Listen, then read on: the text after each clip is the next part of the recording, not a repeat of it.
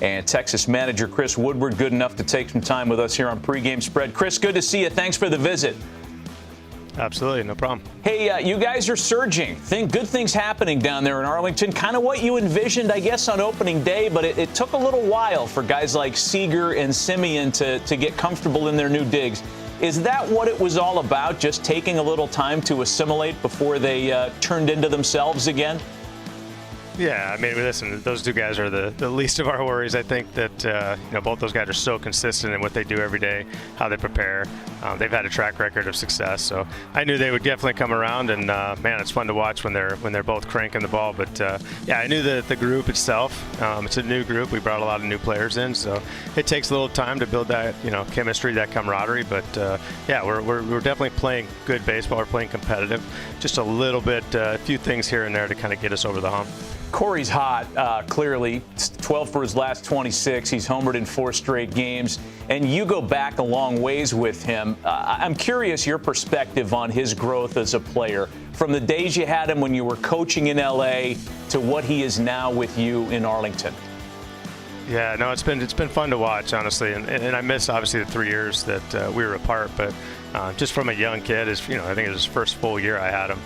Just his commitment every day to the way he prepares, the way he plays the game. This guy never takes a pitch off, like literally not one pitch off, whether it's in the batter's box, on the field, in his preparation. Everything he does has a purpose. So to see him become the leader he is now, in the clubhouse, talking with the players, talking with his teammates, trying to make this obviously a championship roster and a championship team. It's been fun, and I'm going to continue to encourage him to keep pushing forward. He's always been super aggressive at the plate, Chris, as you know better than anybody, and his swing percentage at strikes is up even from where it has been traditionally for Corey. Do you ever find that when opponents face him, they know they're going to get a first pitch swing if they throw a strike, and they try to approach him differently? Do they game plan him that way? Absolutely, I think so. And listen, it's a fine line, though, because if you make a mistake and you throw that ball in the strike zone, it doesn't come back. So a few opponents that we played have made comments about that, saying that they were going to fine their guys $100 if they gave up a first pitch homer. And a few of those games, they actually hit a homer. So I just kind of chuckled on the bench. But listen, he makes it really hard on you as an opposing pitcher. If you throw it in the strike zone, he's ready to hit. If you don't, he's going to be in an advantage count if he takes it for a ball. So it's exactly what we preach as an offense. And like I said, it just puts a lot of stress on that opposing pitcher. I want to talk to you about your corner players, too. Nathaniel Lowe, been around, veteran guy, big left-handed presence, and Josh Smith has come around and opened some eyes, I think. Is he viewed as a utility-type player? Is he a long-term solution at the corner for you at third? Listen, I think Josh can do a lot of things. So if it is a utility role, I think it's an everyday utility role. I think, the Chris Taylors of the world that make themselves really valuable. I think this guy could play a really good center field if we ask him to.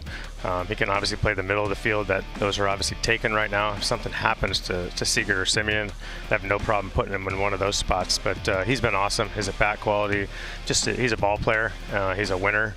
Love having him on the team. But, Nathaniel Lowe has been a rock star for us. Honestly, this guy goes out every day, performs. He's a consistent at bat. He's really turned up the dial on the defense. He's been playing better over there. But overall, he's just the presence in the middle of the lineup with that left-handed bat. He absolutely hammers lefties, so he's platoon neutral. So there's so many positives for Nathaniel. Like I said, though, but I do think there's honestly a higher level to him just because of how talented he is. Year 3 in the, I guess we could still call it the new ballpark, Chris, and everybody kind of took a little time to get used to it. It's a beautiful facility. Can you draw any conclusions about the new place now that there's a bigger body of work in terms of games that have been played there? Is it fair? Is it pitcher friendly? Do guys like to hit there? What is Globe Life? Oh man, it's just a beautiful place. Obviously, the fans, when we get a full house here, it's a special place to play. It's loud, but as far as the playing surface goes, it's a big park. There's no question. Probably more pitcher friendly. You look at some of the stats, but it's the surface plays great. The infield plays great. There's a lot of space out in the outfield, but guys love to hit here. It's got a really good backdrop to see the ball. The batter's box, everything is conducive to being a good hitter. If you hit the ball over the field, you just got to hit it a little bit further than most places when it comes to the middle of the field. But we love it. It's our home. Like I said, when the fans are here and they're supporting us, man, it's a great place. place to play. Yeah, I feel like it goes a little bit more when the roof's open and you don't have those conditions, save maybe for the month of April and May. So this is what it is now. Guys like to pitch there for sure when the roof is closed. Guys like Martin Perez. And I've got to ask you about your All-Star this year. Talk about Martin, what he's meant to the staff. Oh, man, he's meant so much to the organization in general, honestly. Just talking to him in spring training, I could tell there was something different about him. He's been through a lot in his career. He's going to celebrate his 10 years this year. It's just been a pleasure to have, honestly. I kind of had a feeling he was going to have a good year, but to have this year has been absolutely incredible. But what he means in the clubhouse, just the mentorship, the leadership that he provides, we have a lot of young starters on our staff. We have some young pitchers in our bullpen.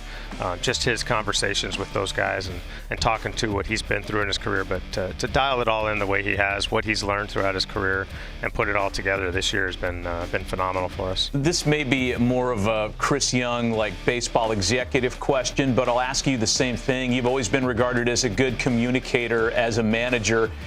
Do you feel necessary to communicate with a guy like Martin to keep him going the right way because his name is out there in trade discussions? I mean, here's an older guy who could help somebody, and do you have to address that with the player, or do you let him kind of navigate that by himself?